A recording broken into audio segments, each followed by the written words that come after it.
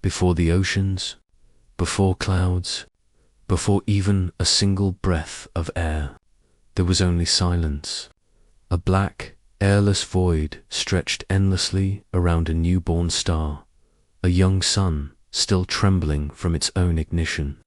Around it swirled the glittering remains of something ancient, the dust and ash of long dead stars, their atoms scattered like embers in the dark. Each grain shimmered with memory, iron forged in supernova, carbon born in stellar hearts, oxygen, silicon, magnesium, all drifting in a luminous storm of creation. In this quiet chaos, gravity began its patient work. Invisible, relentless, it gathered the dust into spirals, the spirals into stones, and the stones into worlds. Each collision was an act of violence, yet within that violence was a strange order, a rhythm emerging from destruction. For tens of millions of years, the void rang with the muted thunder of cosmic impacts, mountains forming in seconds, oceans of magma churning beneath newborn skies. And among those countless collisions, one sphere began to grow larger than the rest, a world of molten rock, glowing red beneath a haze of vaporized stone, the proto-Earth. It breathed like a living organism, its surface shifting and convulsing, magma flowing in slow rivers across its incandescent skin. The sun's light refracted through the dense clouds of dust, painting the young planet in hues of gold and blood. Every rotation brought a new storm of fire. Every moment was a birth and an ending. Scientists call this age the Hadean from Hades, the underworld, a fitting name for a planet that was, quite literally, a sea of fire. Yet within that inferno, something remarkable was unfolding. The heaviest elements, iron and nickel, sank toward the heart, forming a molten core that began to spin, sowing the first threads of a magnetic field. Lighter materials floated upward, cooling and solidifying into a fragile crust. Even then, water vapor began to condense from the surrounding haze, collecting in hollows that glowed red beneath the newborn dawn. No eye has ever seen these moments. No memory survives from this first week. And yet, the evidence lingers, not in fossils or ruins, but in the chemistry of stone, in the isotopic whispers of ancient minerals that defied time's erasure. From those fragments, scientists attempt to reconstruct the lost story, to ask the question that burns across billions of years: what really happened in Earth's first week? It was a time so violent it erased its own history, a birth so bright it blinded its own witness. But within that chaos lay a profound symmetry, the beginning of stability, the foundation for oceans, continents, and life itself. As the camera drifts closer to the molten sphere, the world breathes. Winds of plasma ripple through its atmosphere, lightning dances across the glowing surface, and beneath it all, a quiet truth endures, that even in destruction, creation finds a way. In that inferno, the seeds of every ocean, every forest, and every heartbeat were already waiting to awaken. Beneath the red sands of Western Australia, in a stretch of land called the Jack Hills, scientists uncovered something that should not exist. Tiny, unassuming crystals, zircons, no wider than a human hair, shimmered faintly under the microscope. To the untrained eye, they were just fragments of stone. But inside those crystals, the ancient Earth had left whispers of its forgotten childhood, messages from a world still glowing with fire for decades. Geologists had believed that the infant Earth was an inferno for hundreds of millions of years, a boiling, sterile wasteland beneath a suffocating atmosphere of steam and stone vapor. Oceans, continents, and skies were thought to come much later, after the planet cooled from its violent birth. Yet the zircons told another story, one that defied the logic of geological time. Within their atomic structure, locked away for over 4 billion years, were isotopic ratios that spoke of liquid water, and a solid crust, existing just 100 million years after Earth's formation. It was as though, amid the cosmic violence, a moment of calm had emerged. A blue world, however brief, shimmering beneath a molten sky. Each zircon became a fragment of a time machine, a survivor of the unrecorded Hadean epoch. Scientists used uranium-lead dating, one of nature's most precise clocks, to measure the decay of uranium atoms trapped within their lattice. The numbers pointed to ages of 4.3 and even 4.4 billion years older than any known rock, older than the moon itself. Through oxygen isotope analysis, researchers uncovered a delicate pattern: lighter isotopes replaced by heavier ones, a telltale sign that these crystals had formed in the presence of liquid water. Not steam, not vapor, but water stable enough to host rivers, rain, and perhaps fleetingly, the chemical prelude to life. The discovery forced science to rewrite the beginning. The so-called Hadean, named after Hades, the Greek underworld, had been painted as a realm of unending torment. But perhaps, between the bombardments and the molten seas, there were intervals of serenity, shallow oceans reflecting a dim young sun, islands of solid crust rising like dark rafts through a planet's fevered skin. It was a haunting thought that the first week of Earth's existence might not have been eternal fire, but a fragile balance between chaos and calm. Unlike later ages, this one left no fossils, no sedimentary pages to turn.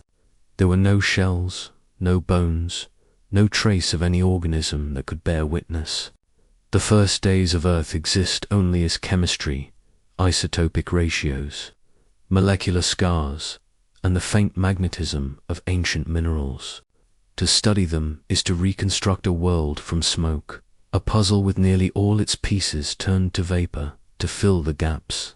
Scientists turned to simulation, to machines capable of recreating cosmic creation itself. Supercomputers modeled the colossal impact between Proteus and Theia, the Mars-sized body whose collision is believed to have birthed the moon.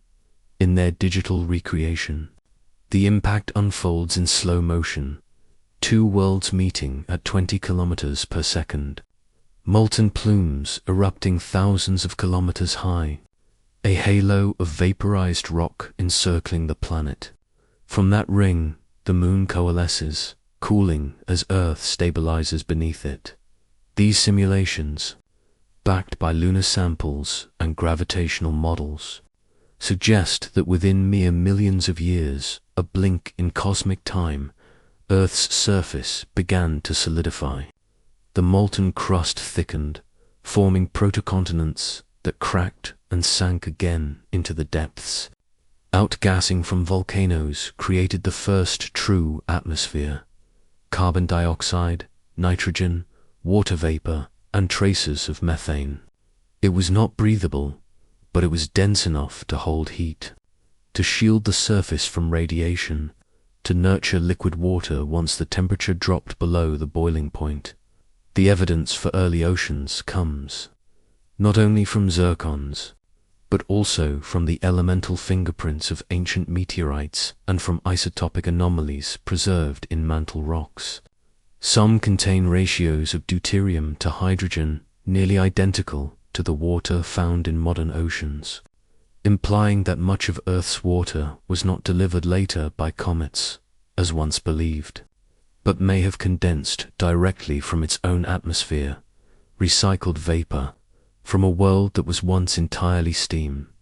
If that is true, then the story of water, and by extension, life, began earlier than any theory dared to predict. Perhaps the first rain fell on a world still glowing red, droplets hissing into steam as they touched the molten plains. Perhaps lakes formed in the craters left by the last great impacts, only to evaporate and return again in a restless cycle. These were not tranquil seas, but boiling cauldrons under an orange sky, yet they were enough to begin shaping the chemistry of possibility. In laboratories, scientists replicate these primordial conditions. They heat rocks to thousands of degrees, dissolve them in high-pressure chambers, and watch how minerals form, melt, and reform, all to understand how a planet learns to cool.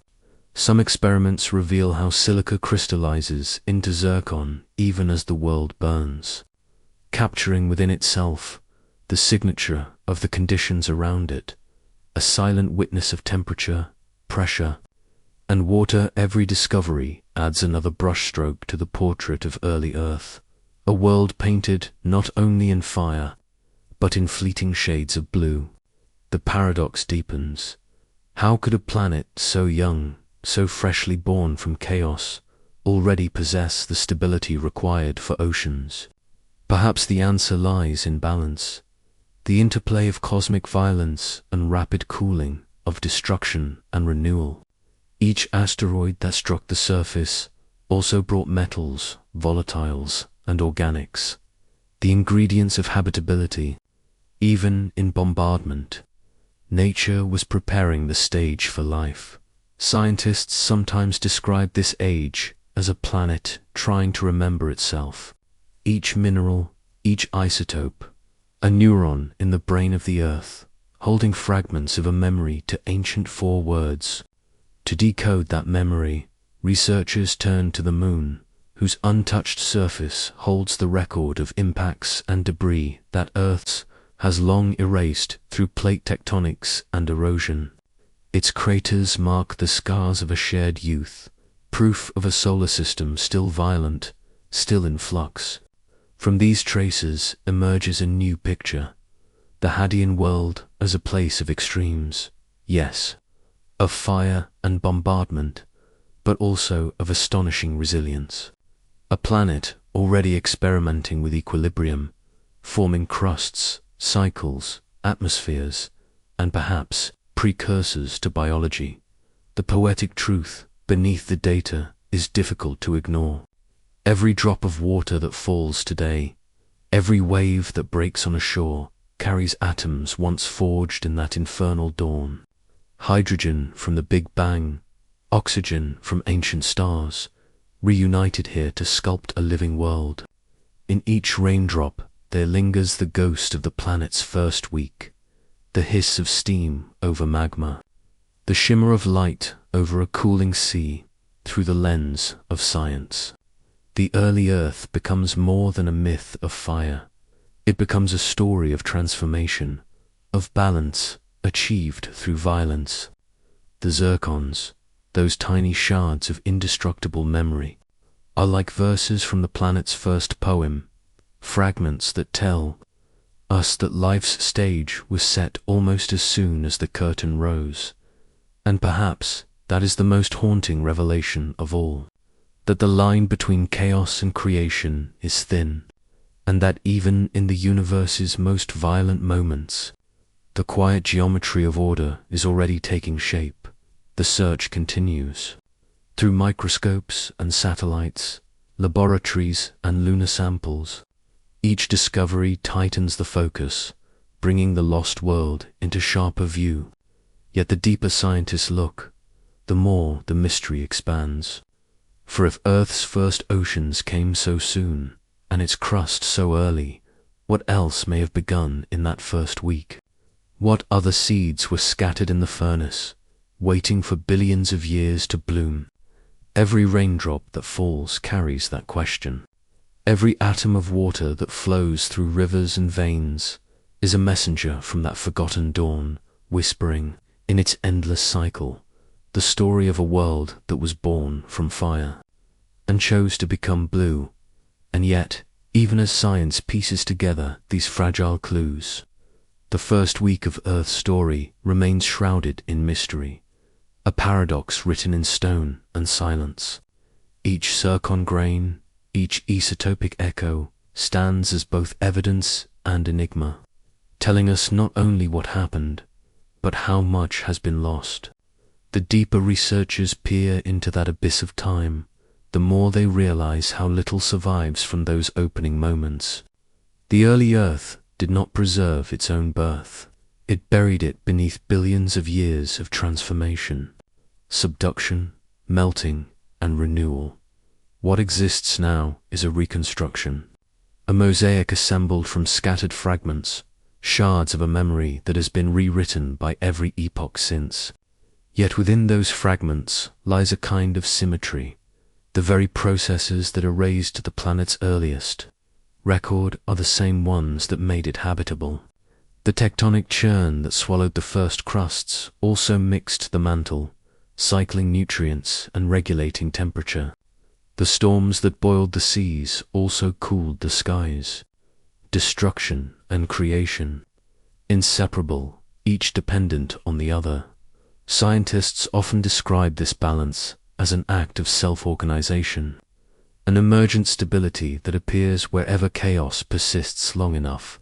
In the language of physics, entropy drives disorder, yet from that disorder, complexity arises. It is a law as old as the stars, and in the first week of Earth, it wrote its first chapter in stone and fire. The young world cooled not evenly but in pulses, breathing in magma and breathing out atmosphere. Over days, months, and eons, molten surfaces fractured, solidified, and dissolved again. It was not a single act of formation, but a symphony of transformation, a cycle that continues to this day beneath our feet. Supercomputers now visualize this slow dance, the crust shifting like liquid glass, oceans forming in waves of condensation, impacts punctuating the rhythm like thunder. In those models, the Earth feels alive, restless, awake. It is almost possible to imagine standing above it, not as an observer, but as a witness to its heartbeat. The heat rising in shimmering waves, the surface cracking open, the first clouds thickening overhead. The atmosphere glows, a faint blue halo against the blackness of space. Lightning arcs through vaporized rock, igniting chemical reactions that would one day give rise to organic molecules, and through it all, the planet endures, reshaping itself again and again, never still, never silent. The first week becomes a pattern repeated across all time, the rhythm of collapse and renewal. Every continent that forms, every ocean that opens, every species that rises and falls, all follow the same ancient cadence that began in those fiery days. The poetic undercurrent remains unchanged. Every drop of water that falls now is ancient beyond comprehension. Each atom has traveled from magma to ocean to air, over and over, since the dawn of the world. To drink, to breathe, to stand upon the crust of this planet is to touch the same matter that once floated through the haze of creation, the same hydrogen that burned in the first stars, the same oxygen that cooled the molten seas dot in the quiet moments between scientific data and human wonder. A realization takes shape that Earth's first week was not simply a beginning, but a reflection of everything that would follow. Creation and destruction, order and chaos, beauty and terror, bound together in a single act of becoming. The evidence that should not exist continues to exist, tiny, immortal, and patient. Those zircon crystals still gleam beneath the microscope, their lattice unbroken by 4 billion years. They are fragments of eternity, and in them, the planet's first story still glows, faint but unyielding, like a heartbeat echoing through time. In the beginning, there was no dawn, only a glow, a furnace beneath the restless sky. Earth, still trembling from the cataclysmic impact that gave birth to the moon, existed as an ocean of molten stone. It spun faster than it does now, its surface a ceaseless tide of magma waves, glittering with storms of vaporized minerals.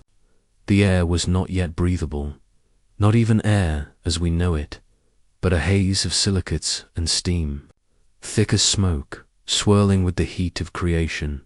And yet, within that inferno, something remarkable was already unfolding, a process of cooling, of stabilization, of memory beginning to take shape.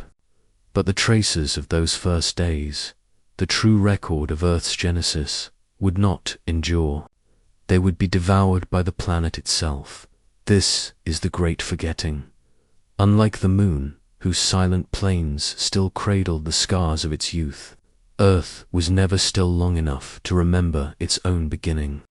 Tectonic motion, erosion, and volcanic renewal became the agents of amnesia. The planet consumed its early crust, recycled it, and wrote over its oldest memories with new chapters of geology. Every mountain that rose, every ocean that formed, came at the cost of something ancient, something irretrievable. But the evidence did not vanish completely. It simply drifted away across space. The moon holds what Earth lost. Its surface, undisturbed for billions of years, is a library of forgotten violence. Lunar rocks, brought back by Apollo missions, bear isotopic fingerprints identical to Earth's mantle, confirming their shared origin in the collision with Theia. They speak of a time when both worlds were molten and fused in orbit, glowing like twin embers in the newborn solar system.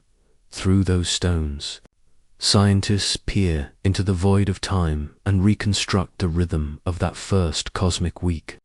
Impact after impact pummeled both worlds, vaporizing oceans and atmosphere alike. Yet, amid the chaos, a strange balance emerged. The newly formed moon began to tug upon Earth's equator, stabilizing its axial tilt. From that gravitational embrace came the first tides, gentle at first, then vast, carving the rhythm that would one day govern oceans, climate, and even the cycles of life itself. In those early days, time acquired meaning. The Earth began to breathe. The atmosphere, once a choking veil of rock vapor, slowly thickened into clouds. The sky, once glowing orange with silicate dust, began to dim and cool. Lightning flickered across a horizon of boiling metal, igniting chemistry that would one day seed the path toward biology. It was a sky more steam than air, more fire than light, but it was becoming a sky nonetheless. From that vapor, rain began to fall, not the gentle rain of a modern storm, but molten droplets condensing from the heavens, cooling the magma seas below. Every drop that fell hissed into vapor, rose, and fell again, a planetary heartbeat echoing across millennia. As the bombardment slowed and the crust began to solidify, the balance between fire and water began to tilt toward calm. It was then, perhaps, that the first true oceans formed. Oceans not of lava, but of liquid water, vast, shimmering basins stretching beneath a thick, clouded sky. To imagine them is to glimpse the impossible, a world once vaporized, reborn as blue. How could stability emerge so swiftly from such devastation? That question remains one of science's quietest wonders. Some models suggest the presence of radiogenic heat, elements like uranium and thorium keeping the mantle alive while allowing the surface to cool just enough. Others point to the cooling effects of an early atmosphere dense with carbon dioxide and water vapor, trapping heat yet balancing it in delicate tension. Whatever the mechanism, the result was equilibrium, fragile, fleeting, but enough. From chaos, order had begun to assert itself. From destruction, a pattern. The first week of Earth's existence was not a beginning as much as a rhythm, a cycle that would echo endlessly through the eons to come. Volcanoes rise and fall, continents drift and shatter, species emerge and vanish, yet always the same underlying dance. Destruction, birthing, renewal, chaos giving way to symmetry. The memory of that week is no longer visible in rock or sky. but it persists in metaphor. It is the story of all becoming, the lesson that even in the most violent beginnings, the seeds of calm are hidden. The earth remembers not in fossils or mountains, but in the rhythm of tides, the breadth of the atmosphere, and the eternal return of water to sky. And so, though the great forgetting erased the first pages of our planet's story, the melody remains, faint, cyclical, unbroken.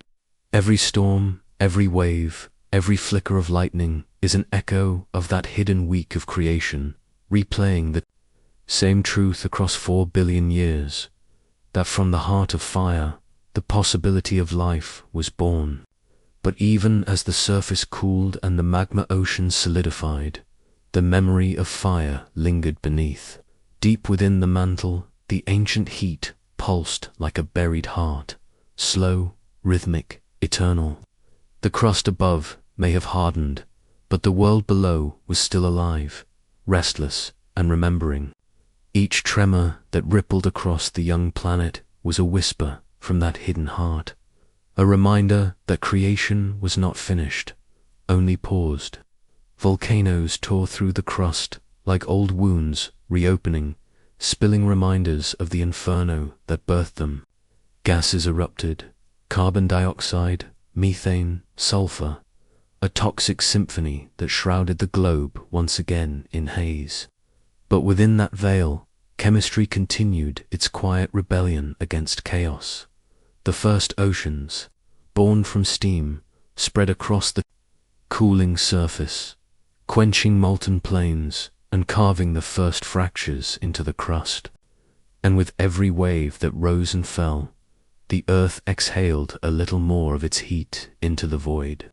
It was the slow breath of a world learning to live in those newborn seas. Darkness ruled. There was no sunlight yet reaching through the dense atmosphere, only faint glows from molten fissures, painting the ocean depths in red and gold. The surface above was a landscape of storms, lightning striking continuously across a sky of vapor, thunder rolling across horizons of fire. Yet, amid all that fury, order was forming, quietly, persistently. The Earth's rotation slowed fraction by fraction as the moon's gravity tugged at its bulges, dragging its days longer. What began as a 6-hour rotation lengthened to 12, then 20, then more. Time stretched. The planet calmed. It was a paradox. The same forces that once tore Earth apart were now weaving its stability. Thea's impact, once cataclysm, had become foundation. The moon, once debris, was now guardian. Its gravity steadied Earth's wobble, ensuring seasons, tides, and a rhythm in the unfolding chaos. From collision came harmony. From destruction, balance. Scientists studying the isotopic echoes locked. In ancient zircon grains still glimpse traces of that transformation. In their lattice of silicon and oxygen lie records of ancient temperatures, pressures, and the subtle signature of water. These microscopic relics, found in the Jack Hills of Western Australia, speak of a time 4.3 billion years ago, when, impossibly, water flowed upon a world still half fire. The evidence feels almost like defiance, a whisper from an age that should not have survived. And yet it did. The mystery deepens. How could such serenity emerge from such violence? How could oceans condense from vapor in less than 100 million years, when the surface itself was still molten? Perhaps the answer lies in balance, in the fragile choreography between heat and gravity, atmosphere and space. Every drop of rain that fell was an act of surrender, every cooling crust a gesture of endurance. The world was not built in peace, but through an exquisite equilibrium between fire and calm. Even now, that balance continues. The core still spins, molten and alive, feeding the magnetic shield that guards us from solar fury. The moon still circles above, pulling the tides, shaping the heartbeat of every ocean. And every storm that rolls across the sky, every rumble beneath the ground, is a memory not of destruction, but of continuity. The first week of Earth was a week of paradoxes, creation through annihilation, order born from entropy. Its memory was buried beneath time, erased from stone, yet written into everything that followed. Every mountain that rises carries the same motion that built the crust. Every drop of rain falls in rhythm with the first condensation that cooled the magma seas. Earth forgets, and yet it remembers. The great forgetting was never complete, only hidden in plain sight. The tides remember. The air remembers. Even life itself, built from elements forged in that fiery beginning, remembers. In the hydrogen that fills our oceans, in the oxygen that flows through our blood, the story continues. The same atoms, once molten, now alive. And so, the first week never truly ended. It still unfolds, moment by moment, in every flicker of lightning, every trembling mountain, every wave that touches the shore. The world that once burned still breathes, carrying within it the rhythm of that ancient creation, the memory of fire becoming water, of chaos becoming calm. There was a time when the origin of the earth belonged only to myth. In the ancient world, every civilization gave its own voice to creation. Stories of gods and chaos, of sky and fire, of the world rising from the sea. These were the first attempts to explain the unexplainable, the poetry of human wonder reaching toward the unknown.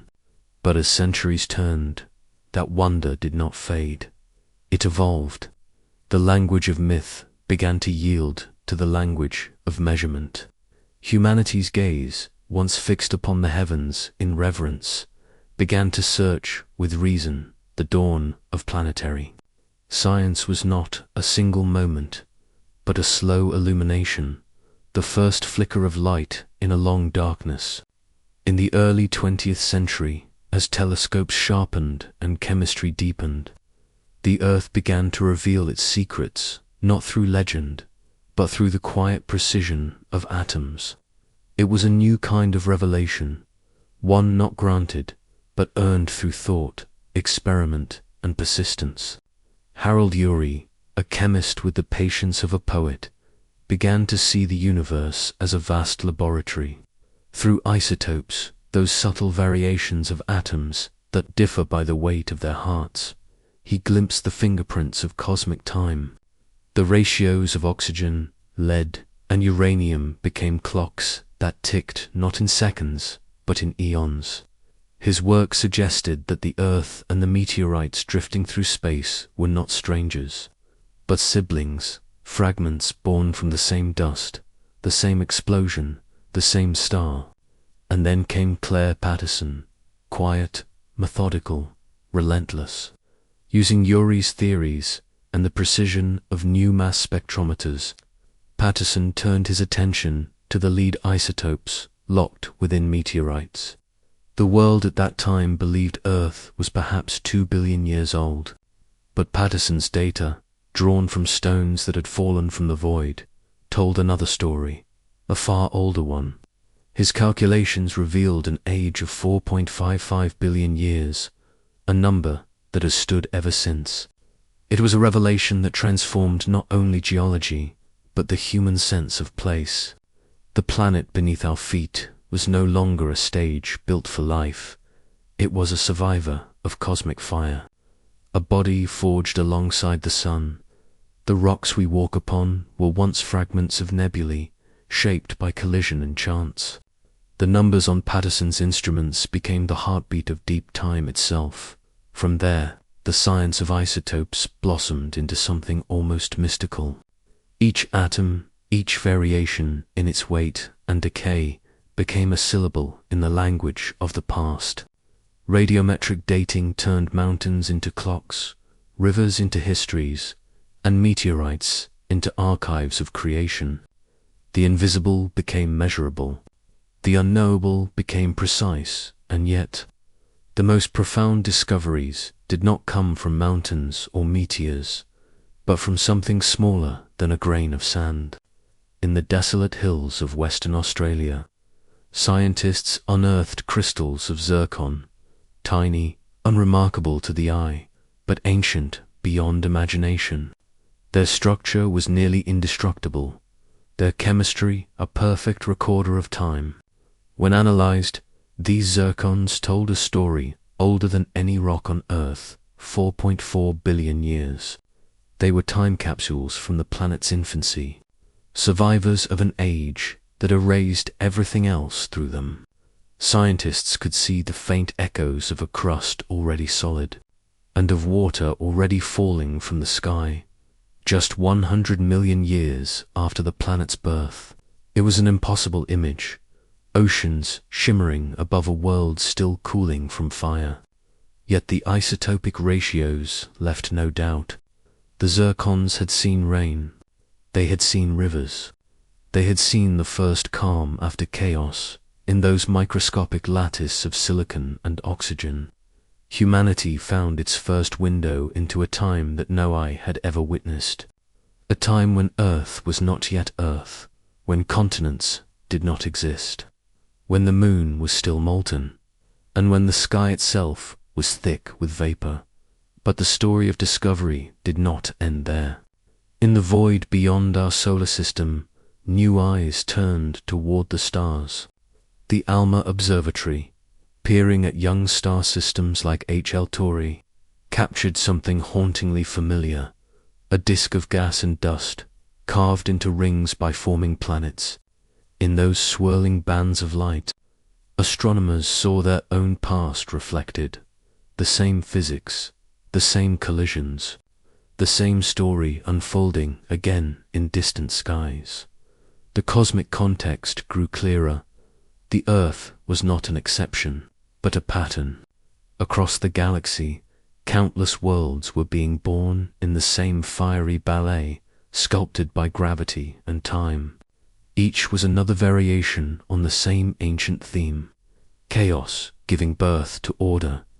And through all of this, from Patterson's laboratory to the zircons of Australia, from the myths of creation to the images of H.L. Tauri, a single thread remained constant: the human will to see the invisible, to reconstruct moments that have no witnesses, to translate silence into meaning. In that pursuit, science became something deeper than knowledge. It became remembrance, a way to listen to the echoes of the first week of Earth, to hear, through atoms and starlight, the quiet sound of creation still unfolding. And still, the search continues, a journey not through new lands, but through time itself. Each discovery, each sample, each pixel of cosmic dust becomes another piece of a puzzle that may never be complete. Scientists trace invisible patterns in isotope ratios, in spectral lines, in the faintest glimmers of distant disks, all to glimpse the moment when everything began to turn. It is a strange paradox to understand what can no longer be seen. The first week of Earth, the dawn of solid ground, the first fall of rain, all vanished into the planet's restless evolution. And yet, through the delicate art of measurement, through instruments that read whispers from the atomic scale, humanity has begun to see what even time itself tried to conceal. Harold Urey's dream has become a discipline. Mass spectrometers now hum in laboratories around the world, separating atoms by their subtle differences in weight, uranium from lead, oxygen from its isotopic twins, each ratio a tiny monument to a vanished moment. The data that emerges is not just chemistry. It is memory made visible in these numbers. Scientists can trace when a crystal cooled, when water first touched stone, when continents began to shift. Each dataset is a translation of silence, the language of the universe spoken in decimals and decay rates. Through it, the Earth's lost week begins to take shape not as myth, but as truth revealed molecule by molecule. And yet, there is poetry in this precision. The same instruments that date the world's oldest minerals also reach into the cosmos, measuring the light from newborn stars, dissecting their spectra for traces of oxygen and carbon, the ingredients of planets and life. The same mathematics that defines the half-life of uranium also describes the spin of galaxies. The micro and the cosmic, bound by the same law. The zircon crystals of the Jack Hills remain the quiet witnesses of this truth. They are smaller than the width of a fingernail, yet within them lies a record of an entire world's awakening. Some contain tiny inclusions, microscopic droplets of ancient magma, sealed for 4 billion years. Others bear oxygen isotope signatures that tell of water condensing from steam, a sign that the planet had already begun to cool, to breathe.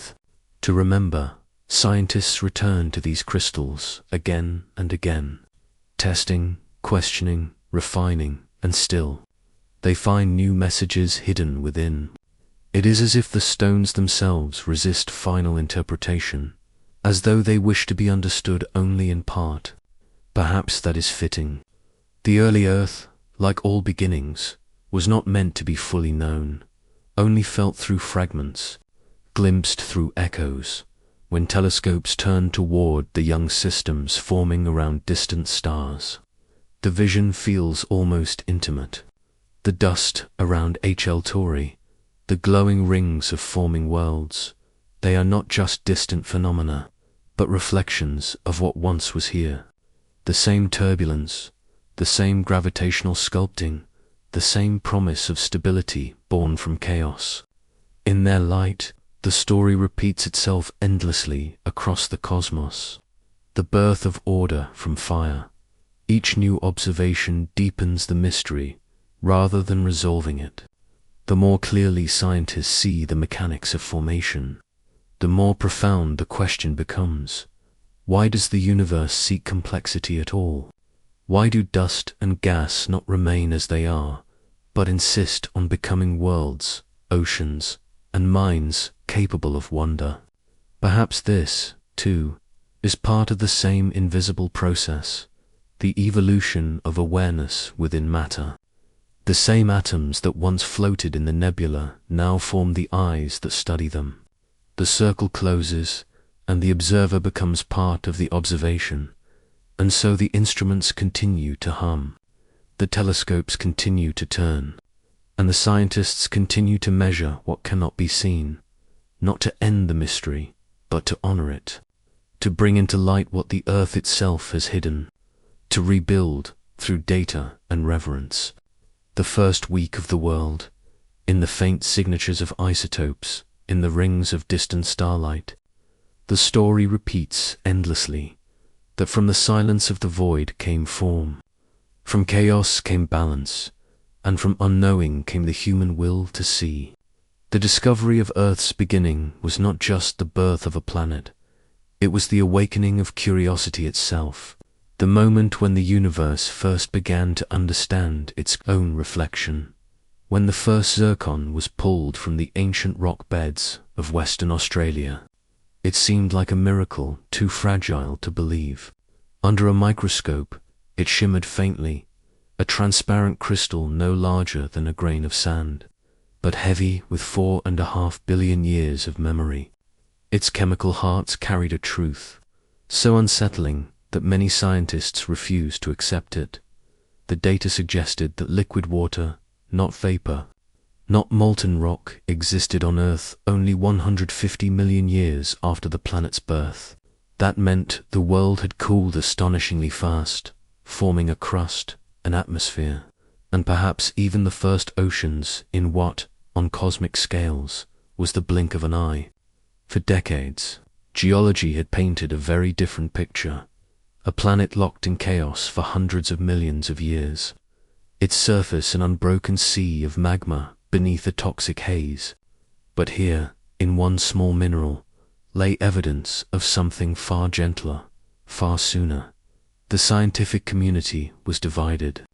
Some saw in the zircon's isotopic ratios a revelation oxygen signatures unmistakably formed in the presence of water. Others doubted the instruments, the calibration, the interpretation. Could such delicate isotopic balances really survive for billion years of metamorphic history? Could a crystal so small truly rewrite the story of a world? At the center of this debate emerged what came to be called the cool, early Earth hypothesis, the idea that Earth, after its cataclysmic birth, stabilized far sooner than anyone imagined. That within a mere 200 million years, clouds condensed, rain fell, and oceans gathered in the planet's low basins. It was a vision of creation, not as a slow agony of cooling, but as an almost immediate awakening. It was a revelation both scientific and emotional. For the researchers holding those zircons in their hands, the weight of their discovery was almost spiritual. To imagine a young Earth already veiled in water and sky so soon after cosmic violence was to glimpse resilience at its purest. The planet, it seemed, had been born to recover, yet the implications were enormous. If Earth cooled this quickly, if oceans formed within its first 100 million years, then the conditions for life, liquid water, stable crust, moderate temperatures, might have existed almost from the beginning. The boundary between chaos and habitability blurred, and with it, humanity's understanding of what it means for a planet to be young. Conferences turned heated. Papers were published, challenged, revised. The zircon's isotopic ratios, oxygen 18 to oxygen 16, became the most scrutinized numbers in geology. Laboratories across the world repeated the tests with newer equipment, finer calibrations, more rigorous methods. Each time, the results whispered the same message. Water was there. The implications rippled outward. If Earth cooled fast, then perhaps other rocky worlds, Mars, Venus, even exoplanets forming around distant suns, followed a similar path. Perhaps water, rather than being rare, was a near-inevitable byproduct of planetary formation. The universe, it seemed, was impatient for life. Still, not everyone was ready to surrender the old vision. Many argued that the zircon's signals could have been altered by later geological processes, that its isotopic memory might be a forgery written by time. The debate became not just about data, but about belief, the same tension that has always existed when the world demands to be seen differently in this struggle. There was something deeply human, the friction between the comfort of certainty and the necessity of wonder. To accept a cool early Earth was to accept that the planet was not forged in endless torment, but in astonishing efficiency. That order and stability emerged not slowly, but with breathtaking speed. It was, in its own way, a retelling of the oldest story of all creation in 7 days. Not divine, but cosmic. Not mythic, but measurable. Both narratives spoke of the same miracle, that chaos, when balanced just right, gives birth to order faster than anyone dares to expect. And so, one tiny crystal forced humanity to redraw its cosmic calendar. The boundaries of the Hadean, the timing of the first oceans, even the potential for early life, all shifted. The Earth's infancy, once imagined as endless fire, began to resemble something else entirely, a rapid, improbable act of self-organization. The shock slowly gave way to awe. Scientists began to realize that this planet, so fragile in appearance, was built with extraordinary resilience, capable of transforming violence into balance in a geological instant. The Earth was not merely a survivor of destruction. It was an artist, sculpting stability out of chaos. The zircon had become a messenger, carrying across 4 billion years the story of a world that learned to endure. In its atomic lattice, the memory of that first rain still lingers, the condensation of vapor into water, the first whisper of oceans across cooling stone. And in that memory lies a profound reflection. Perhaps creation, whether divine or natural, is never slow. Perhaps the universe does not build patiently, but urgently assembling beauty as quickly as it can, before entropy takes it away. The first scientific reactions to the discovery were filled with disbelief, debate, and wonder. But beneath it all ran a quieter realization that humanity had just glimpsed something extraordinary, the speed at which chaos becomes calm, and how swiftly a world can begin to dream of life. The debates did not fade. They echoed through laboratories, conferences, and late-night discussions long after the zircon's revelation first broke the silence. Over and over, the same question was asked, measured, doubted, repeated. Could the Earth really have cooled so quickly? Could oceans have shimmered under a young sun when the moon was still molten from impact? Could rain have fallen upon a world still trembling from birth? Again and again, researchers returned to the evidence. Again and again, they examined the zircon's isotopes, its crystalline memory, its stubborn whisper of ancient water. The repetition was not obsession, but reverence, a kind of scientific prayer. Each test, each recalibration, each peer-reviewed paper was another act of listening to what the planet itself was trying to tell them, and the planet spoke with quiet persistence. Beneath layers of stone, in the chemistry of ancient minerals, the message repeated itself. The Earth cooled faster than we imagined. The crust formed sooner. The water came earlier. The silence of space was broken not by endless fire, but by the sound of rain falling on newborn rock. This repetition, this rhythm, became the pulse of discovery. Like waves striking the same shore, the data returned in cycles, reshaping belief with every tide. Each confirmation felt like déjà vu, a truth rediscovered, refined, reaffirmed. Scientists began to feel it, not just as data, but as pattern. The rhythm of planetary birth itself. It was a humbling realization. For centuries, humanity's story of Earth began in violence, a molten inferno, a world unfit for anything but chaos. But now, the zircon's voice repeated the same contradiction. Not chaos alone, but balance. Not fire alone, but water. The Earth's infancy, once imagined as endless agony, was instead a swift transformation, repetition becoming evolution, disaster becoming equilibrium. In meeting halls and symposiums, the same debates circled back. Models were adjusted, assumptions rewritten, and yet the conclusion always echoed. Water was there, early, persistent, patient.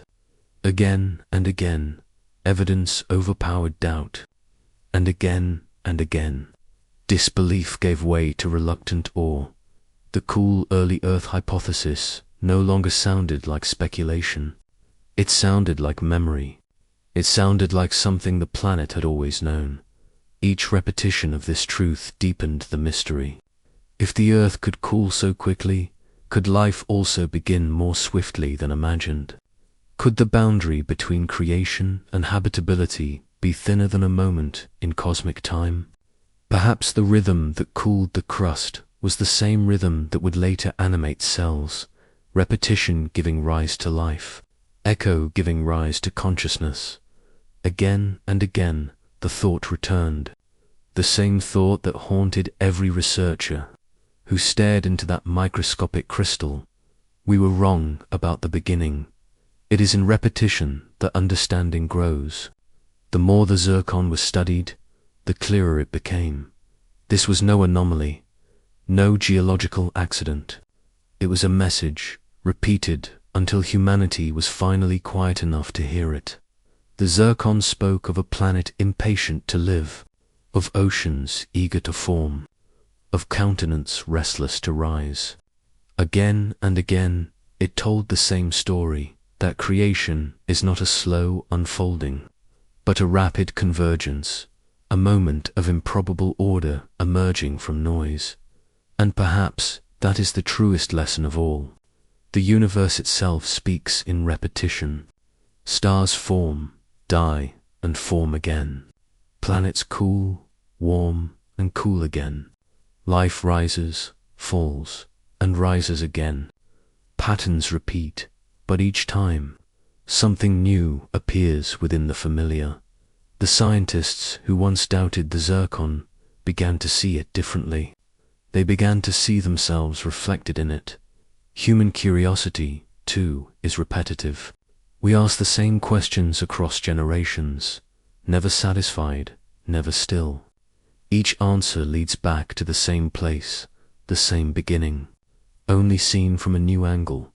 And so the zircon remains, unchanging, repeating its silent testimony through the ages, that the earth, from its very birth, was not just a world of fire, but a world of renewal, that even in the earliest chaos, order was already forming, that in the repetition of destruction and creation, something enduring, something alive was beginning to take shape. The evidence repeats, the questions repeat, the wonder repeats, and still, across 4 billion years, the truth remains. The earth cooled fast, the oceans came early, and from the ashes of creation, the first whispers of life began to stir. In the age before memory, before oceans, before the first drop of rain cooled, the burning crust earth was a planet of fire, a world without rest, glowing in the darkness like a newborn star. From the molten chaos of its surface rose the breath of creation, clouds not of water, but of rock turned to vapor, iron and silicate swirling in a storm that defied imagination. The planet pulsed with heat exceeding 2,000 degrees, its surface a vast sea of liquid stone. Through that infernal ocean, rivers of magma moved like tides under a black sky, where no star could pierce the haze of vaporized minerals. The early earth did not shine. It seethed. Every horizon boiled. Every mountain bled fire. The first great mystery of this world was not its birth, but its endurance. How could such violence give way to stability? How could oceans form upon a surface that glowed brighter than molten metal?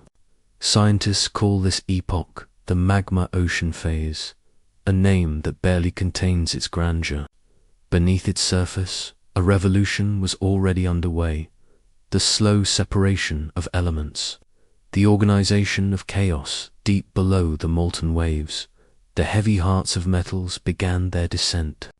Iron and nickel, pulled by gravity's relentless hand, sank toward the center, creating the first great differentiation, the formation of Earth's core. This cosmic rain of metal released a storm of energy, heating the planet even further, but also setting into motion the shield that would one day protect all life, the magnetic field. Out of fire, the planet's heart began to beat. Above this churning abyss, the atmosphere was a mirror of the surface below. It was an airless sea of vaporized rock, thick and hot, a suffocating mixture of carbon dioxide, methane, and sulfur, an atmosphere of stone. Raindrops that formed within it would evaporate before touching the ground, rising again as steam in a relentless cycle of unfulfilled descent. For millions of years, this cycle continued, clouds forming, vanishing, forming again, a rhythm of heat that would one day give way to water, and then, in the distance of deep time, a second cataclysm, Theia, a Mars-sized world, drawn by gravity's unseen threads, collided with the young Earth in an impact so vast it melted both worlds into a single incandescent sphere. Debris from the collision spiraled outward, glowing like embers across the void, coalescing into a companion, the Moon. It was this violence that stabilized Earth's tilt, shaped its tides, and defined its destiny. Without Theia, the planet might have remained a restless world of shifting extremes. With Theia, it became a world with rhythm, a world capable of time. The molten Earth continued to cool, not in silence, but in waves of volcanic breath. Giant plumes of magma burst from the interior, reshaping continents that did not yet exist. Volcanic lightning streaked across the dense sky, illuminating oceans of fire below. To the cosmic observer, it was a vision of birth, raw, violent, magnificent. Modern planetary models attempt to reconstruct these scenes through equations and simulation, computer-generated magma oceans, spectral analysis of ancient rocks, isotopic whispers preserved in meteorites. Each model tells the same story with different tones. The Earth began not as a paradise, but as an inferno that dreamed of calm. And yet, despite the cataclysm, cooling came faster than expected. As the surface radiated heat into space, a fragile crust began to form, a thin, trembling skin upon a sea of molten stone. At first, it fractured and sank, only to rise again, hardened by each cycle. Within a few tens of millions of years, a blink in cosmic time, this crust became strong enough to cradle liquid water. Oceans condensed from the vapor of destruction, boiling at first, then calming as the planet exhaled its fever. It was the great paradox that within so much heat, the seeds of coolness already waited, that within destruction, balance was already forming. Even as the atmosphere shimmered with carbon and steam, the faint blue of oceans began to appear, and beneath them the early continents stirred, the crust flexing, folding, preparing for the first breath of geology. From this chaos, a pattern emerged, the rhythm of a planet learning to endure. Fire became stone, stone became water, water became the promise of life. The Earth was not born in peace, but it carried peace within its potential. Even the fiercest beginnings conceal the calm that will follow. In every eruption, in every molten tide, there was already the quiet memory of oceans to come. The planet that once never slept would one day dream, and from that dream, life itself would awaken. ChatGPT said. The Earth, still glowing from its birth, continued to tremble beneath its new skin. The crust, fragile and thin, floated atop oceans of molten stone, cracking, sinking, and reforming in an endless cycle. It was a world still learning the meaning of stability, a world that remembered fire, even as it began to cool. Each fracture in the surface released new floods of magma, new breaths of gas, new storms of lightning that lit the horizon with electric veins. In this restless rhythm, the planet pulsed, not with chaos, but with creation. The air above was not yet sky. It shimmered with the ghosts of rock and metal, dense and choking, an atmosphere that glowed with reflected firelight. Carbon dioxide and methane filled the heavens, veiling the sun in a haze of copper and gold. Rain tried again and again to fall, condensing in the upper layers only to vaporize before touching the burning crust. It was as if the planet longed for oceans, but had not yet learned how to hold them. Scientists call this era the Fire Age, a poetic name for a scientific truth that every element of the Earth we know was forged in the crucible of its first 100 million years. It was then that the great separation occurred, the iron heart descending, the lighter silicates rising, the magnetic field awakening. Each process, violent and immense, was a step toward balance. Out of instability came order. Out of molten fury came the quiet potential for life. And through it all, the moon watched, a newborn twin, still warm from the same collision that had nearly destroyed them both. Its gravity began to pull at the fiery tides below, shaping rhythms the earth had never known. Days lengthened. Tides rose and fell. For the first time, the planet began to measure its existence in cycles, the heartbeat of time itself. When modern scientists run simulations of this ancient era, they witness a vision both alien and familiar. They see the surface as a vast glowing plain, its rivers not of water but of molten basalt. They see continents forming and collapsing like waves of fire. They see storms of volcanic ash circling the globe, flashes of lightning brighter than the sun. Yet within that nightmare of beauty, they find comfort because they know what followed. They know that even within this storm, something gentle was waiting to emerge. The paradox deepens. How could a world so violent become the cradle of peace? How could oceans form in a furnace? The answer, whispered through isotope data and planetary models, lies in the laws of cooling, the universe's quiet insistence on equilibrium. Heat must flee, fire must fade, and in the fading, new worlds are born. The magma ocean began to crust over completely, its surface darkening from gold to crimson, from crimson to black. Cracks in the cooling shell released trapped gases, thickening the atmosphere with steam. And for the first time, rain began to fall that did not vanish. Raindrops hissed as they touched the hot stone, carving tiny scars into the crust, the first traces of erosion, the first breath of the hydrological cycle. Those drops carried within them the memory of vaporized oceans, the chemistry of creation, the seeds of rivers not yet born. In time, those rains became floods, the surface cooled enough for pools to form shallow, steaming basins that reflected the faint light of a veiled sun. The first oceans were not blue but grey, heavy with dissolved minerals and heat, yet they were oceans all the same.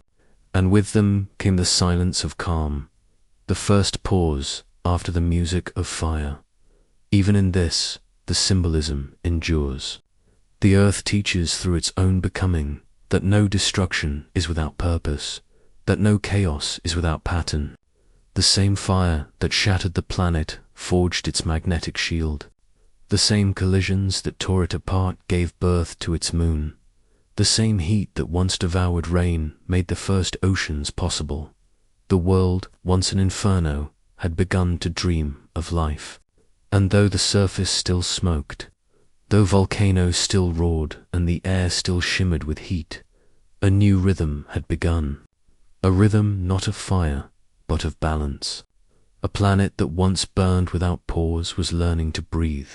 This was not the end of its creation, only the beginning of its awakening. For within those first waters, within that cooling stone, within that trembling air, the quiet chemistry of life was waiting, patient, invisible, inevitable. In the vast silence before Earth was born, there was only dust, fine, ancient, cosmic dust drifting through the newborn solar system. These were the remnants of older stars, the ashes of supernova scattered across the void. From their decay came the raw material of planets, silicates, ices, metals, and carbon compounds, the elemental alphabet of creation. Around the young sun, these particles began to gather, spiraling within a swirling accretion disk of gas and debris. It was a storm both delicate and colossal, where grains smaller than a cell collided, stuck, and grew, their unions governed by the most patient forces in the universe. Static electricity bound the smallest clumps. Gravity called to the larger ones. Over millions of years, the chaos of dust gave way to order, a slow, cosmic choreography that would one day yield a world.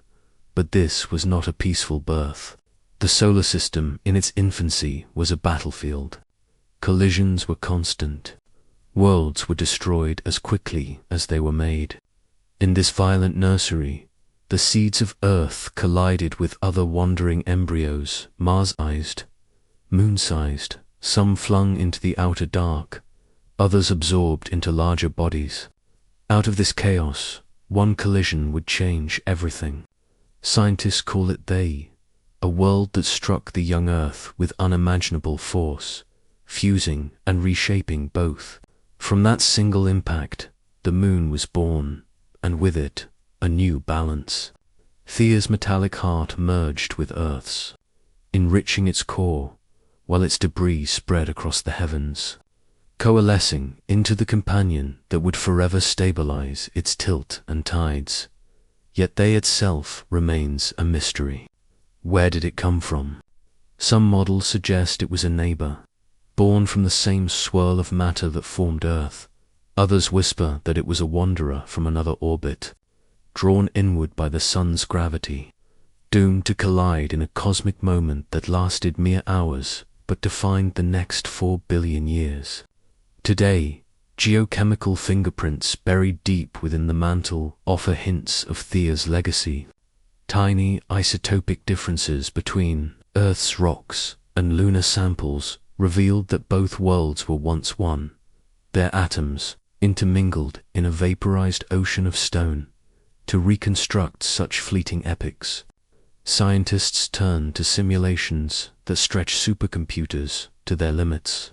At NASA's Ames Research Center and the European Space Agency, algorithms model the birth of worlds at scales beyond imagination.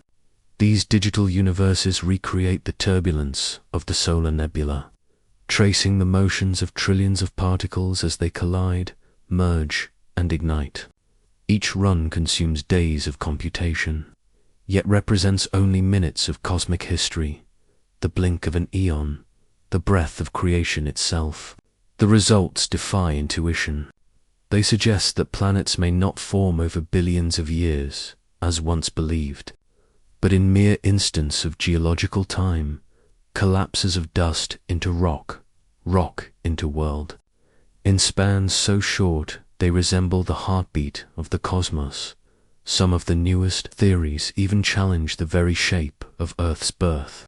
The synestia hypothesis proposes that after Thea's impact, Earth and Moon were not two bodies but one, a vast torus-shaped cloud of molten vapor, spinning so fast it blurred the boundary between planet and sky.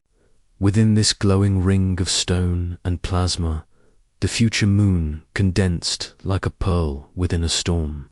Such models paint a picture not of gradual assembly, but of transformation moments where energy overwhelms matter, where creation is inseparable from destruction.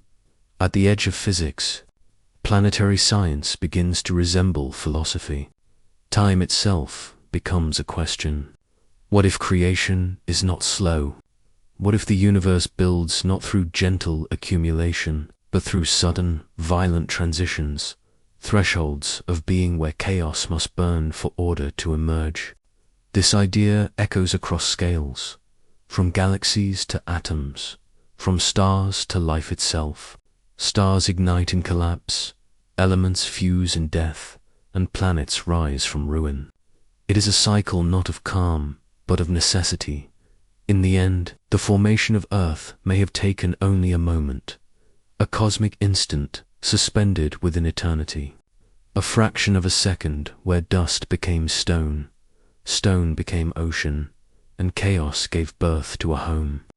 The lesson lies not in the violence, but in what followed. From the wreckage, balance arose. From heat, the promise of life. At the extreme edge of science, the line between physics and poetry fades, and the universe reveals its quiet truth that creation, in all its fury, is simply the universe learning how to exist. The early solar system was a place without mercy, a theater of collisions, chaos, and constant rebirth. Yet within that chaos, there was an order unseen, a quiet rhythm that even destruction could not silence. The dust that swirled around the sun carried the memory of older stars, and in that memory lay instruction. Every atom followed a pattern older than time itself, drawn together by gravity's invisible hand, guided by laws written into the very structure of the universe. What seemed like chaos was, in truth, an unfolding, a process both violent and inevitable. Out of dust came stone. Out of stone came worlds. Through telescopes and supercomputer simulations, scientists today peer back into that ancient maelstrom, not to witness the chaos itself, but to trace its echoes. They see in distant stars what once happened here. Around young suns like HL Tauri or Beta Pictoris, glowing rings of gas and dust swirl in perfect symmetry. Within those rings, faint gaps mark where planets are being born, invisible spheres sweeping paths through the debris, just as the early Earth once did. These snapshots of other systems act like mirrors, reflecting our own origin story across light years and time. They remind us that Earth's birth, though distant, was not unique. It is a process repeated throughout the cosmos, the universe forever sculpting itself into worlds. But beyond the visible lies another realm, the quantum domain, where the seeds of planets are sown not in space, but in probability. At this smallest scale, even dust is uncertain, flickering between existence and possibility. Modern physicists suggest that quantum fluctuations, ripples in the vacuum of the early universe, may have planted the unevenness that made stars, galaxies, and eventually planets possible. In that sense, the story of Earth began not 4.5 billion years ago, but at the birth of time itself. From a field of nothing, structure emerged. From the smallest randomness came the vast order of worlds. The mystery of Veda, the ghost planet that shaped Earth's destiny, continues to haunt scientific inquiry. Was it a twin that shared our orbit, slowly drawn inward until the inevitable collision?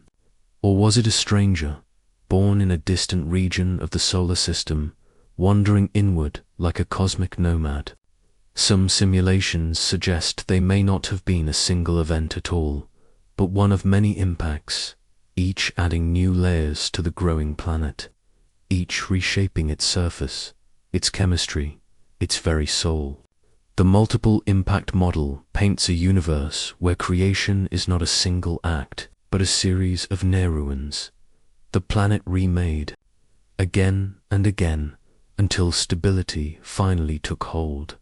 In this view, the Earth's first week, that lost chapter of its genesis, becomes part of a greater rhythm. Destruction was not an interruption, but the method of creation. Heat was not a punishment, but a cleansing. The collisions that shattered one world made way for another more complete, more balanced. The moon's birth, once seen as catastrophe, now reads as providence, a stabilizing gift, the partner that gave Earth its seasons, its tides, and perhaps its chance at life. What emerges from this understanding is not merely science, but philosophy, a reflection on the nature of creation itself. Perhaps creation, in any form, must begin with loss. Perhaps the universe cannot build without first unmaking. Just as a star must collapse to shine, so too must a planet endure violence to find peace. In that truth lies a mirror of existence, the pattern that life itself would later follow. And so the simulations continue. Each year, new models bring the unseeable closer to sight. High-energy impact experiments at NASA's Goddard Space Flight Center mimic the collisions of early Earth in miniature. Isotopic analysis of deep mantle rocks seeks the fingerprints of Thea's remains. Infrared telescopes track the glow of distant dust clouds, searching for the faint shimmer of planets still being born. Across all of it, one theme repeats: time may not flow as we once believed. Creation does not always stretch across ages. Sometimes it happens in a heartbeat. For the universe, a heartbeat can last 1,000 years, or a single second. In that brief pulse, matter rearranges, energy transforms, and something new begins to exist.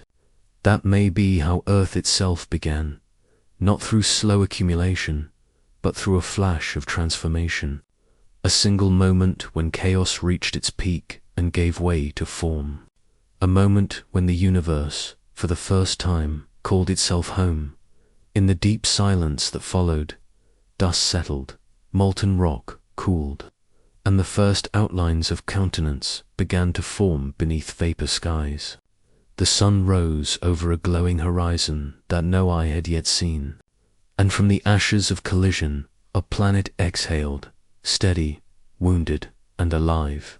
It had endured the fire, and through the fire, it had become, in the silent aftermath of cosmic violence, Earth was no longer a storm of molten fragments, but a single glowing sphere, fragile, unstable, and new.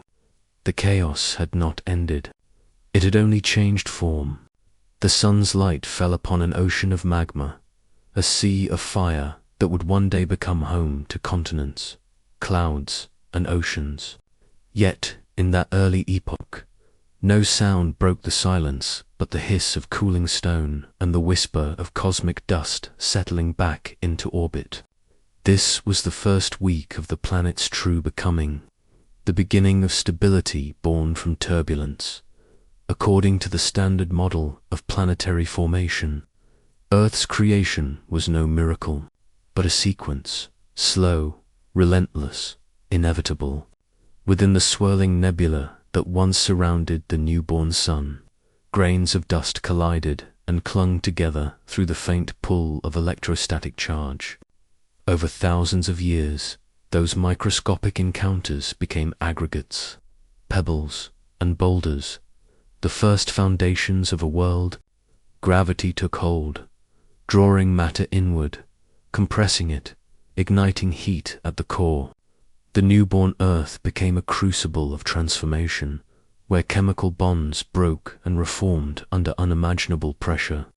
Metals sank, silicates rose, and the planet began to separate into layers: core, mantle, and crust, the first sign of structure in a universe governed by entropy. But even structure was not peace. The early solar system was a graveyard of collisions, a place where young worlds were constantly destroyed and remade.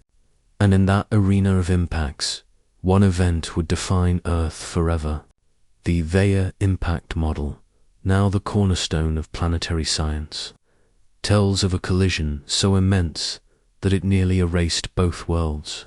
A Mars-sized body, Theia, struck the infant Earth at an oblique angle, releasing energy equal to billions of nuclear bombs. Rock vaporized into a glowing cloud of molten debris, orbiting the broken planet in a halo of fire. Over time, that halo cooled, coalesced, and became the moon. The evidence still lies beneath our feet and above our heads. Lunar rocks returned by Apollo missions bear isotopic fingerprints almost identical to Earth's mantle, as if both bodies were forged from the same cosmic furnace. No other planets in the solar system share such a twinship, yet mysteries remain. Simulations struggle to reproduce the moon's exact angular momentum, and some isotopic differences suggest they might have come from far beyond Earth's orbit.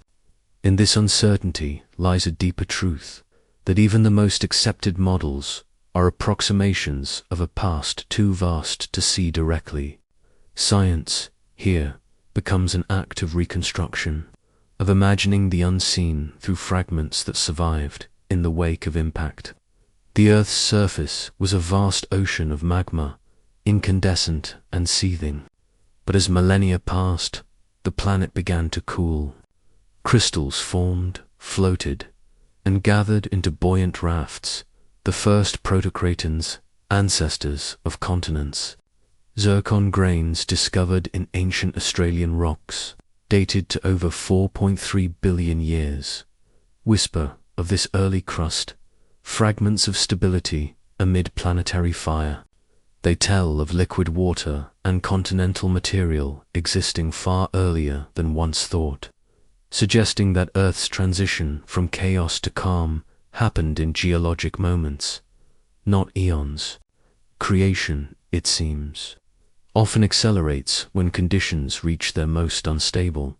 Then came the question of water, that fragile, essential substance that would one day define life. Was it born within Earth, locked in its minerals and released through volcanic breath? Or did it arrive from the heavens, carried on icy asteroids and carbonaceous chondrites from the outer solar system? Isotopic ratios in hydrogen, deuterium, and noble gases offer conflicting clues.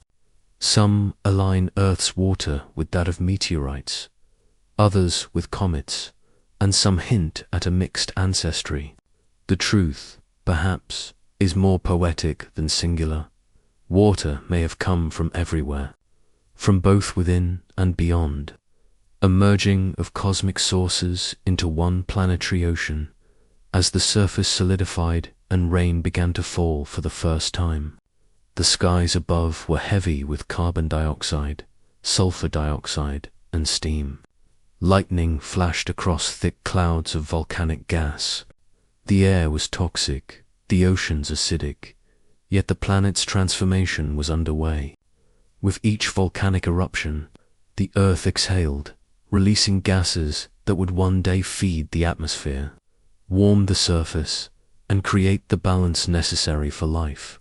Through slow cooling and condensation, vapor became ocean, and the red glow of molten rock gave way to the faint blue shimmer of reflected sunlight deep beneath the surface. Another transformation began, one invisible but vital.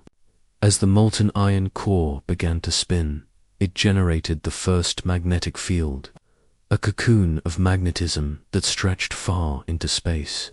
This shield would protect the fragile atmosphere from the sun's solar wind, preserving the gases that would one day sustain oceans and air. Without it, Earth might have shared Mars's fate, stripped bare, silent, and cold. The dynamo at the planet's heart became its silent guardian, an unseen pulse that has continued, uninterrupted, for over 4 billion years. And so, the Earth entered a new kind of balance. Its crust cooled, its skies thickened, and its magnetic heart began to beat. From dust to stone, from impact to ocean, it had passed through the fires of transformation and emerged whole. The processes that defined it were not random, but rhythmic, part of a universal pattern where destruction is creation's twin, and time itself is the medium through which matter learns to organize. Even within physics, birth is never a moment, it is a becoming. The Earth was not created once, but endlessly, each stage an echo of the last. From the quantum tremors that shaped its atoms to the collisions that sculpted its orbit, every act of chaos carried within it the seed of order. And somewhere within that unfolding, the laws of matter prepared a stage, not just for land and sea, but for consciousness itself to awaken and look back, billions of years later, in wonder. The planet continued to turn beneath a veil of steam and storm, a sphere still trembling from its own creation. The molten scars of the Xe impact glowed beneath a thin crust of cooling rock, while the newborn moon orbited closer than it ever would again, its tidal pull wrenching the surface of the young Earth, stirring magma as if kneading it into shape. Each day lasted barely 5 hours. Each night was bathed in an enormous silver light, brighter than anything the modern sky remembers. The planet was restless, rotating fast, glowing hot, breathing heavy. Yet through that turbulence, something miraculous was happening. Equilibrium, forces that once tore matter apart, were now binding it together. Gravity, rotation, convection, all were beginning to harmonize. The outer crust thickened, cracked, and renewed itself in cycles of creation and collapse. Silicate rain hardened into granite.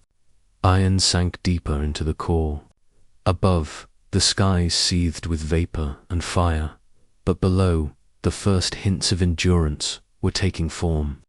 The earth was writing its first chapters not in ink, but in pressure, temperature, and time. Scientists call this stage differentiation, the sorting of a planet's interior into layers, according to density. But to imagine it visually is to see a cosmic alchemy at work. Heavy metals fell like rain through a molten mantle, sinking toward the center in a cascade of metallic storms. Lighter silicates rose upward, creating floating continents of molten rock. The process was violent, beautiful, inevitable. It was the shaping of a planetary heart, a heart that would soon pulse with magnetic rhythm, sending invisible lines of protection into the void. The cooling, too, was deceptive. The surface shimmered with the illusion of calm, yet beneath that crust, oceans of magma continued to convulse. Volcanoes erupted endlessly, their plumes carrying water vapor, carbon dioxide, and ammonia into the darkening sky. Those gases condensed, fell as rain, evaporated again before touching the ground. A cycle of failure that repeated until the surface cooled just enough for droplets to survive. The first true rainfall, scientists believe, may have lasted centuries, maybe millennia. As the vaporized atmosphere slowly collapsed into oceans, imagine it rain falling upon continents of cooling lava, rivers forming over glowing stone, oceans pooling in basins carved by ancient impacts. Steam rose like ghosts from the surface, turning the skies white. And when the clouds finally cleared, the sun that shone upon Earth for the first time was filtered through a golden haze dimmer, weaker than today, yet strong enough to ignite chemistry in water, minerals, and air. The faint young sun paradox, as modern physics calls it, describes this puzzle.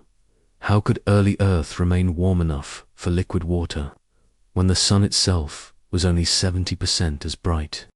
Perhaps the answer lies in the thick carbon dioxide atmosphere, a natural greenhouse, trapping heat, keeping the oceans from freezing despite the dim light.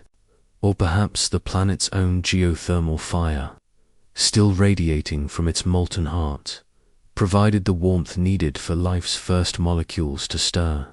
The balance was fragile, but it held.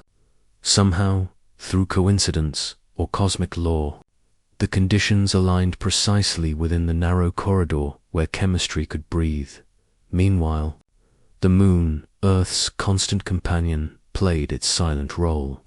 Its gravity stabilized the planet's tilt, giving the newborn Earth seasons and preventing chaotic swings that could have doomed early stability. Its tides, immense in those days, churned the shallow seas, mixing minerals, accelerating chemical reactions that would one day give rise to biology. The two worlds, Earth and Moon, became partners in a cosmic choreography, one shaping the other's fate across billions of years. Scientists studying lunar rock today see that record written clearly, isotopic signatures nearly identical to Earth's mantle, as if they shared the same parentage. Yet subtle differences hint that Thea's ghost still lingers within both. Some fragments of that lost world may lie buried deep within Earth's mantle, hidden reservoirs of alien rock carried through time itself. In that sense, the Earth we stand on is not singular. It is a composite, a merger, a memory of two worlds fused into one dot. As cooling continued, the first crust thickened, forming plates that shifted and collided, beginning the long prelude to plate tectonics. Beneath those plates, the molten mantle moved like slow breath, rising, falling, reshaping countenance that had only just begun to exist.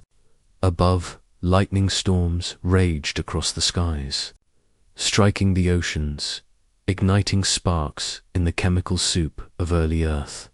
Each strike may have broken molecules apart, allowing new ones to form amino acids, sugars. The first whispers of complexity in this grand theatre of fire and storm. Nothing was wasted. Every catastrophe carried creation within it. Every collision refined the planet's balance. Every cooling phase prepared the stage for the next transformation. Earth was not just surviving chaos, it was using it. And as the planet slowly found its rhythm, the rotation slowing, the crust hardening, the oceans deepening, a kind of quiet entered the picture. The storms lessened. The magma retreated. The clouds began to thin. For the first time, sunlight touched calm water. For the first time, the planet reflected light instead of merely radiating heat. The fiery earth became blue dot, and in that blue, something profound stirred the promise of life. It was still far away, still hidden in chemistry and chance, but the foundations were laid. The fire age had passed. The age of potential had begun. Earth, the survivor of collisions, had cooled enough to dream. In the lingering glow of planetary dawn, Earth was still an unfinished dream, a molten enigma caught between fire and form. The scientific imagination has long tried to replay that vanished moment, to rewind creation itself and watch as vapor, rock, and plasma collided into the first semblance of a world. But the deeper one peers into that origin, the more the boundary between fact and mystery begins to dissolve. Even within the halls of mainstream science, models waver, equations compete, and beyond them lie the daring few who ask questions too bold. Two strange questions that edge toward poetry more than certainty. One such question gave birth to the synestia hypothesis, a vision of a world not solid, not liquid, but something entirely other. Researchers Sarah Stewart and Simon Locke once proposed that the aftermath of the Theia impact was not a simple collision, but a transformation so profound that Earth and Moon momentarily ceased to exist as separate bodies. Instead, they formed a colossal, vaporized torus, a spinning, donut-shaped cloud of molten rock and silicate vapor stretching wider than the orbit of the Moon today. In that incandescent storm, matter swirled like fire caught in a gravitational whirlpool. Within weeks, perhaps days, the structure cooled, condensed, and began to fold upon itself. Out of that glowing ring, two worlds emerged, Earth at the center, and the Moon crystallizing at its edge. The beauty of the model lies in its elegance, yet its implications ripple far deeper. If true, it means the Moon was not merely torn from Earth, nor captured by chance, but was born from the same continuous body of matter, sharing not just composition, but identity. The two worlds were once one, a single breath of molten creation, divided by cooling, by collapse, by destiny. But not all theories speak of unity. Some whisper of lost worlds, other embryonic planets that may have flickered into existence during that chaotic first week, only to vanish before time began recording. Simulations of early solar dynamics suggest that dozens of moon-sized protoplanets could have formed near Earth's orbit, colliding, merging, and dissolving back into molten seas. Perhaps they was only one of many. Perhaps others came before it, smaller, forgotten, consumed entirely, their existence remembered only in isotopic signatures buried deep in the mantle, or in the faint chemical imbalances of ancient rock. In that vision, Earth is a cannibal of worlds, a survivor built from the bodies of its kin. Every atom beneath the soil carries the echo of vanished planets. Every stone, every mountain, every ocean contains within it the debris of those who never lived to orbit the sun. Then comes a question, even stranger, the early life paradox. If Earth cooled so quickly, could life have already begun stirring while the planet was still in its infancy? Some zircons, dated to over 4.3 billion years, contain isotopic ratios that hint at liquid water and possibly stable conditions suitable for organic chemistry far earlier than once imagined. If that is true, then the spark of biology may have ignited almost immediately after the planet's formation. Life, fragile yet inevitable, may have emerged not from peace, but from chaos, cradled by boiling oceans and sky-thick storms. Others extend that possibility beyond the Earth itself. The theory of panspermia suggests that organic molecules, or even microbial life, might have arrived from space. Comets, meteorites, and interstellar dust are known to carry amino acids and carbon compounds, the very scaffolds of life. Some of these objects may have bombarded the young Earth during the heavy bombardment era, seeding its oceans with precursors to biology. The irony is profound, that the building blocks of life could have fallen from the heavens during an age of destruction, that death from above could also mean creation below in laboratories. Scientists have recreated those ancient conditions, electric discharges through primordial gases, ultraviolet light shining upon mixtures of carbon and ammonia. Amino acids form readily, sugars appear, even the precursors of RNA assemble spontaneously. These experiments, echoing the Miller-Urey work of the 1950s, reveal an astonishing truth. Given energy and time, chemistry will explore every path toward complexity. And perhaps it doesn't always need oceans or continents. Perhaps, as some speculative models suggest, it can occur within magma itself, in the fiery crucibles of silicate melts. This is where science begins to blur into philosophy in the realm of quantum geology, where the smallest scales of matter whisper secrets about planetary birth. Atoms, it seems, do not merely combine by chance. They respond to laws written into the quantum nature of reality itself. Within the first seconds of Earth's creation, at temperatures where matter hovered between plasma and solid, these laws were not just active, they were sculpting the world atom by atom, energy by energy. Some physicists even speculate that the organization of silicate minerals in those early days might have created self-reinforcing patterns, almost algorithmic in behavior, a kind of protostructure that blurred the line between matter and memory. And then there is water, that simplest and most complex of mysteries. Its origins remain debated even now. Some argue it was delivered by icy asteroids or comets after Earth's cooling, supported by isotopic similarities between certain meteorites and Earth's oceans. Others claim it was endogenous, born from hydrogen and oxygen released deep within Earth's mantle through quantum reactions in molten silicon. In either case, the result was inevitable. Once water appeared, it became the great shaper, the mirror in which Earth first saw itself. Yet through all these models, all these reconstructions, there lingers one unavoidable truth. The first week of Earth's existence remains a story we can never truly recover. The evidence has been erased, subducted, melted, and rewritten across eons. What remains are whispers, isotopes, crystals, equations, fragments of a cosmic diary written in a language older than words. And so, the scientists continue to reach, to simulate, to dream.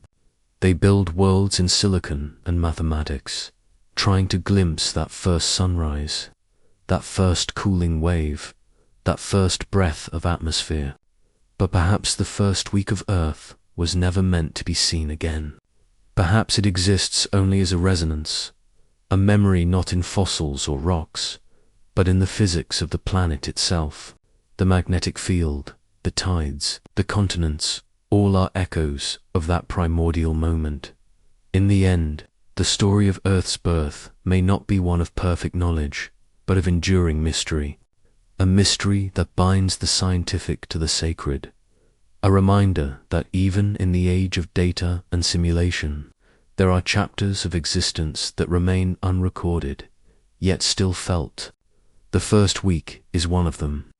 It hums beneath every ocean wave, every spark of life, every atom of stone, a cosmic memory, not lost, but transformed. Yet even as theories multiply and instruments refine, the mystery refuses to yield completely. The first week of Earth's existence remains a veil that no telescope or particle collider can truly pierce. A silence older than the stars that followed. The synestia still glows in the minds of scientists, like a ghostly vision of creation, a molten halo circling a newborn sun, neither planet nor cloud, but both. Within it, matter remembers how to become solid again, how to condense from chaos into geometry. The idea persists, not only because it fits the data, but because it feels true. The poetry of physics written across time. Every simulation, every lab experiment, every isotope reading is an attempt to reawaken that moment of planetary becoming, when the laws of nature sculpted identity from heat. The lost worlds theory, too, lingers in the scientific imagination. Some see hints of vanished siblings within the isotopic fingerprints of Earth's crust and mantle, subtle anomalies that defy uniform origin. If these anomalies are real, they might be the last signatures of proto-worlds consumed before the calendar of time began. Earth, then, is not one world, but many, layered like memory itself, a palimpsest of collisions, erasures, and rebirths. Each layer tells a part of the story. None can tell it all. The planet we walk upon is not a singular survivor, but the sum of forgotten lives, the graveyard and cradle of unremembered planets. In that light, the early life paradox gains new depth. Life may not have waited for calm seas and blue skies. It may have been born in boiling vapors, nurtured by lightning striking through methane clouds, shaped by minerals that provided surfaces for molecules to cling and replicate. Some researchers imagine a world still scarred by impacts, where oceans flashed to steam and returned as rain in cycles of fire. And yet, amid that violence, life emerged. Perhaps not complex, perhaps not but alive in the simplest sense. Carbon chains learning to copy themselves. Energy finding order. If panspermia played a role, then the young Earth was not alone in its genesis. Space itself became the midwife of life. Comets and meteorites, carrying organic seeds across interstellar distances, may have sown the first chemistry that would one day look back upon the stars. These seeds, drifting for eons through the vacuum, might have been waiting for precisely such a world, a planet cooling just fast enough, rich in the right elements, bathed in the right light. When they fell into its oceans of fire, they were not extinguished but awakened. Life, then, would not be a local accident, but a cosmic pattern, written into the very structure of matter. The speculative reaches of quantum geology extend this vision further still. At the scale of atoms, time and space blur. Randomness gives birth to order through laws that no human invented. Within the molten mantle of early Earth, quantum interactions shaped how minerals crystallized, how heat moved, how energy flowed. It is not impossible that, within those flickering probabilities, patterns arose, patterns that echoed the same logic found later in biology: feedback, structure, persistence, matter learning to endure, energy learning to remember. Water, too, becomes both symbol and key. Some models suggest that its hydrogen came not from afar, but from deep within the planet, extracted from the silicates themselves, released like breath as the world cooled. Others hold to the vision of celestial delivery, icy comets striking in luminous arcs, leaving trails of vapor that condensed into oceans. Both truths may coexist. The line between internal and external, between self and other, between creation and inheritance, blurs like reflections on a restless sea, and still. Scientists look upward, to exoplanets orbiting distant stars. Around suns like HL Tauri and Beta Pictoris, telescopes have glimpsed disks of dust and vapor, the same structures that once birthed Earth. They see collisions unfolding in real time, young planets glowing like coals in the furnace of creation. Each observation is not merely distant astronomy, it is a mirror into the past. The early solar system lives again in every infant world we discover beyond our own. Yet for all that knowledge, one truth endures. No instrument can rewind time. The first week of Earth's history lies beyond recovery, erased by the very processes that made the planet habitable. Tectonics recycled the crust, weather dissolved the stones, and cosmic impacts scattered the evidence into dust. What remains is inference, equations, models, and fragments of minerals that survived by miracle. And perhaps that is enough. Perhaps the mystery itself is the message, because the story of Earth's beginning mirrors every act of creation in the universe. Sudden, violent, transformative, a flash of heat, a shattering of order, and then the quiet work of cooling, of remembering, of becoming. The same rhythm that built the world beats within every living thing that arose from it.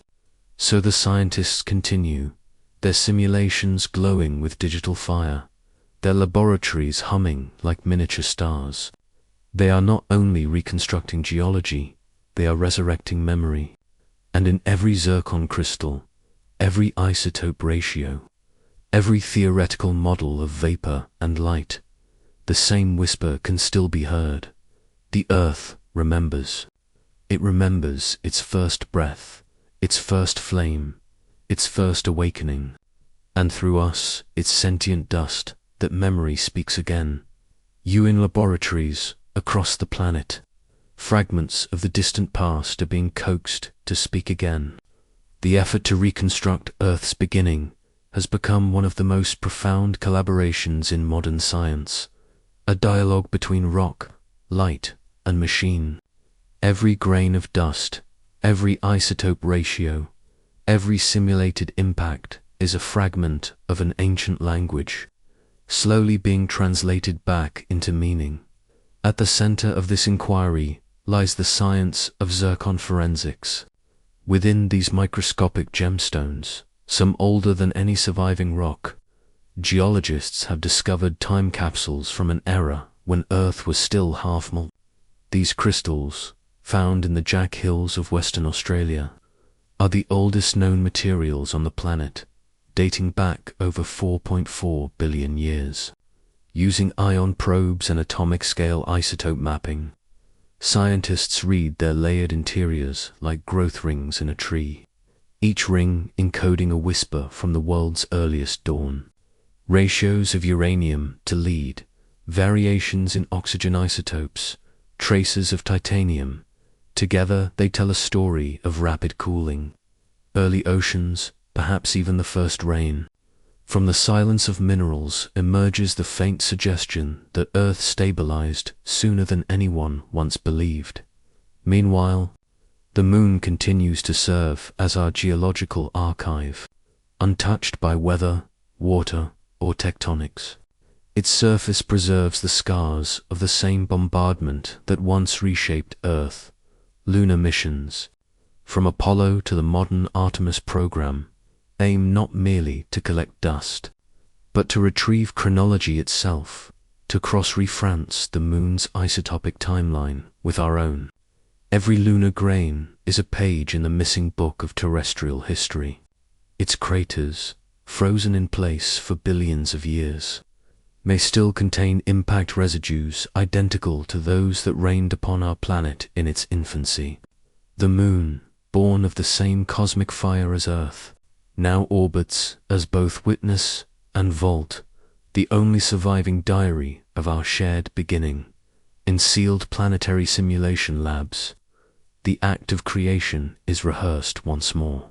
Here, under controlled conditions, magma oceans are reborn.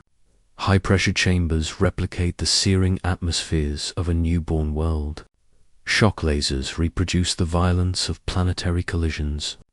Inside these metallic vaults, rock is not just studied, it is reimagined, melted, crushed, and reformed to mimic the heat and chaos of formation.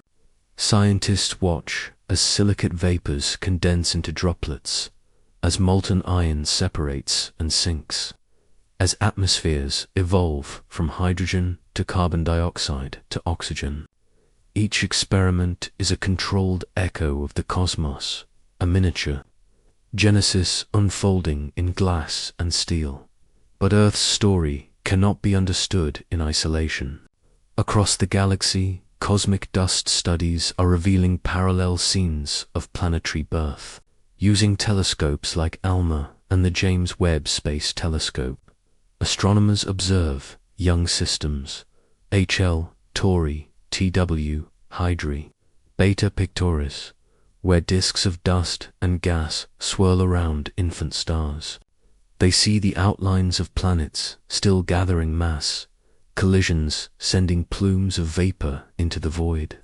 Temperatures and chemical compositions eerily similar to what Earth once endured. In those distant nurseries, scientists glimpse our own reflection, frozen billions of years away in both time and space. Each observation becomes a mirror, showing how universal the struggle toward structure truly is. Machine learning and artificial intelligence now extend this exploration beyond what human intuition alone can grasp. Supercomputers simulate billions of impact scenarios, testing every possible trajectory, every molten outcome. In these virtual universes, Earth is born again and again, its fate rewritten each time by the slightest variation in angle or velocity. From these endless digital creations emerge probabilities, the statistical ghosts of worlds that could have been. These simulations not only refine theory, they expose the fragility of existence itself. A few degrees difference, a few minutes timing, and Earth as we know it might never have formed. Yet what makes this pursuit extraordinary is its unity. Across fields, geology, astrophysics, chemistry, data science, the boundaries between disciplines blur. Scientists share equations, samples, and metaphors, driven by a collective question that transcends specialization. How did order arise from fire? A chemist studying isotopic diffusion in zircon speaks to an astronomer modeling disk accretion. A geophysicist recreating magma behavior consults an AI specialist optimizing code for stellar collisions. Together, they weave the fragmented evidence into coherence, a tapestry of data that is also a work of imagination. And beneath all the precision, all the computation, lingers something deeper, a reflection that humanity's search for origin mirrors the very forces it seeks to understand. Just as the young Earth coalesced from chaos into form, our collective knowledge gathers from scattered disciplines into unity. The act of remembering becomes an echo of creation itself. Every dataset, every polished sample, every algorithmic simulation is another spark in the long rekindling of the cosmic story. In this way, the laboratories of today are not so different from the furnaces of 4 billion years ago. Both are crucibles where raw energy becomes structure, where random motion becomes pattern, where the inanimate begins to remember. Earth once learned to hold form. Now, through us, it learns to recall. And in that memory, encoded in silicon chips, in ancient zircon, in lunar dust and digital skies, lies the quiet continuation of the same miracle that began it all. The universe, becoming conscious of its own beginning. The search continues, deeper and quieter than before. Every sample retrieved, every model refined, every beam of light analyzed is another step closer to that first silent instant, the threshold between chaos and form. In laboratories bathed in sterile white light, scientists bend over ancient minerals that glimmer faintly under microscopes, their internal patterns holding secrets older than the moon itself. Within those microscopic lattice, atoms still remember heat, pressure, and cosmic fire. The isotopic ratios whisper of boiling oceans, of skies made of vaporized stone, of lightning that once stitched chemistry into complexity. Each crystal becomes an oracle, a survivor of planetary infancy, carrying a memory not of words, but of temperature and time. The zircons, again and again, are studied, reanalyzed, reheated, and examined under finer precision. Their minute imperfections, fractures, trapped inclusions, microscopic voids are not flaws, but signatures of transformation. Within these tiny scars lies evidence of the first rain, the first crust, the first whisper of stability in a world that should not yet have been calm. When scientists speak of them, they speak with reverence, for in their layered depths lies the echo of an Earth that was still deciding whether to exist, and still the moon remains the companion witness. Its silent surface, unchanged for eons, offers the most faithful record of the story Earth lost to erosion and tectonics. Lunar dust holds the impact signatures of cosmic debris that once bombarded both worlds alike. Every crater is a time marker, every sample a data point in a timeline that stretches back to the shared catastrophe that created both Earth and Moon.